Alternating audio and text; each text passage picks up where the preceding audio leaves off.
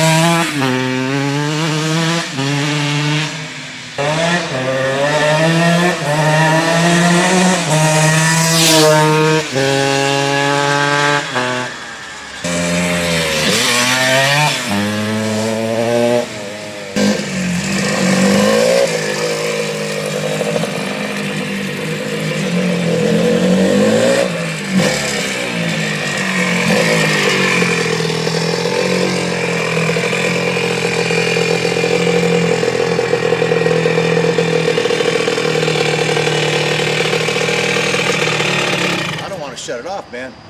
This thing is such a badass little machine. This is no ordinary 1980 CR125R. This is what a factory, similar to what a factory rider would have had back in the day, or a team sponsor from DG. This thing is absolutely freaking ridiculous.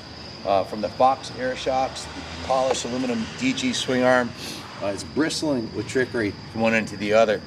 This engine and bike was built by a good friend of mine, Jay from Moto Rods. Anybody in New England knows Jay from Moto Rods.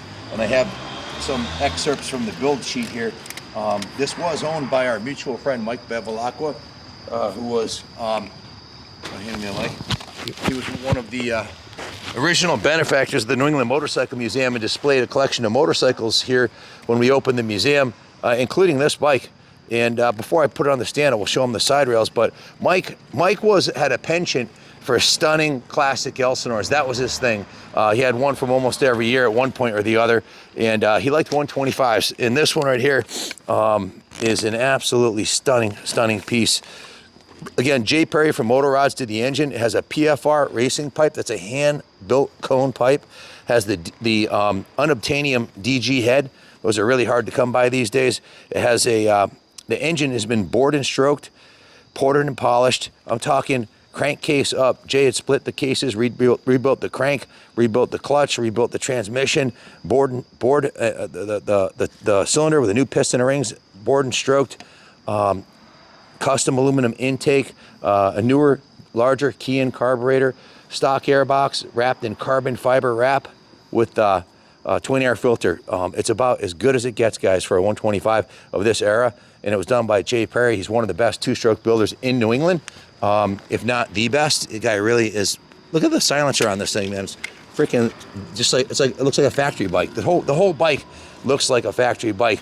The tank. This is not painted. This is a polished aluminum. Polished plastic fuel tank. The original style fuel tank. They were plastic by 1980. Has a new fuel cap, new fuel breather. Starting at the front of the bike, I probably should have started at the front of the bike. These are CR480 forks, guys. These are much larger than the stock 125 forks, much less flex. It has the 480 triple clamps, the 480 forks, the 480 front brake, and it's laced with some nice heavy-duty spokes to a gold XL wheel. Of course, it's got the Dunlop GeoMax tire. If you zoom in, you'll see that tire is brandy spanking new with nice hairy nubs on it. And of course, the new fork boots. The shocks are rebuilt by Jay for Mike for off-road racing. Has a new Preston Petty front fender, a new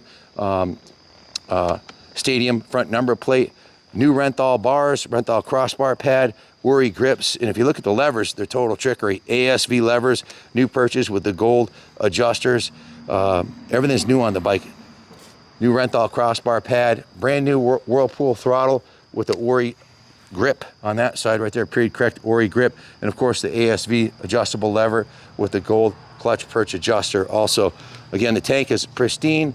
Even has the custom mounting hardware on the fuel tank on both sides. Did I show them the bottom of the bike? You got to see the bottom of the bike. Always got to look at the bottom of the bike. Let me turn the fuel off first. The bottom of it is as clean as the top. Pristine frame rails. I don't feel any dents or dings.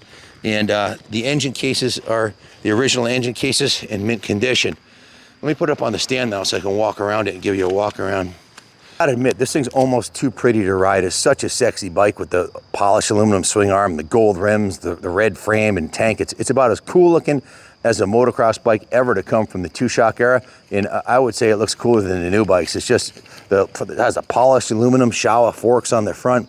And of course, those are 480 forks, way better than the 125 came with standard. Not only was the engine rebuilt, but the cylinder was sandblasted, so the outside of it is nice and clean, bare metal. It's got the gold head. The engine case covers were painted the original.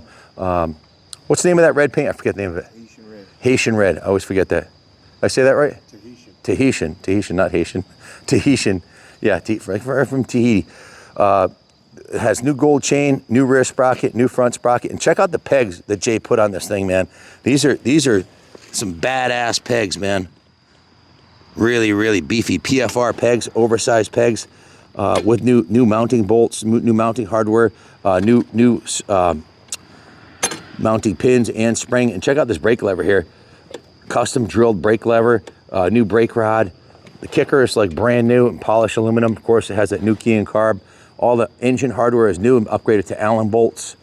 Just an absolutely stunning machine, man. The rear chain guide is been refinished and is intact.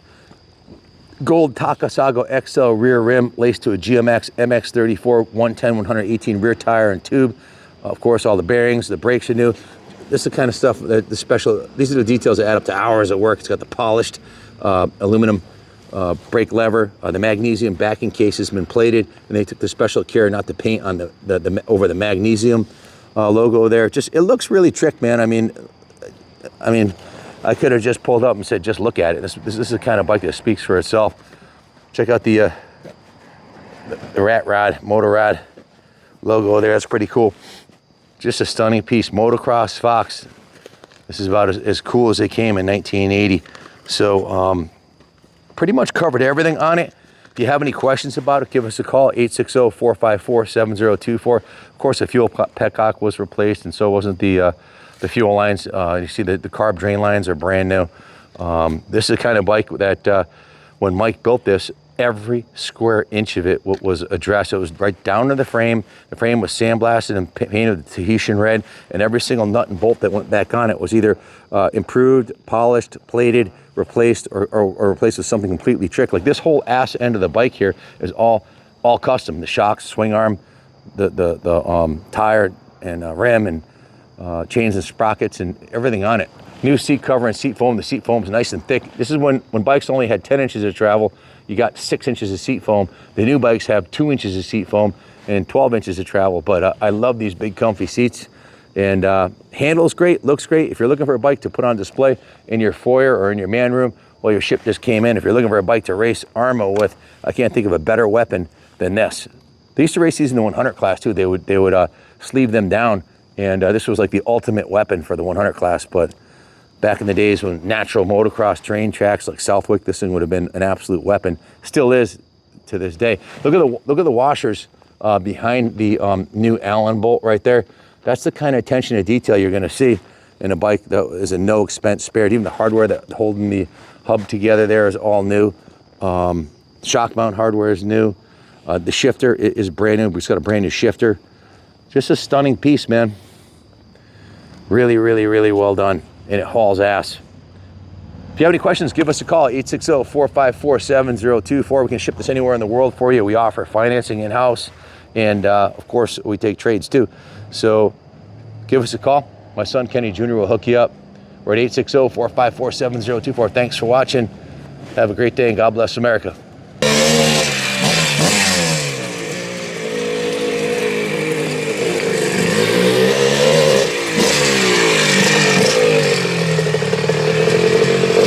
You guys know the deal.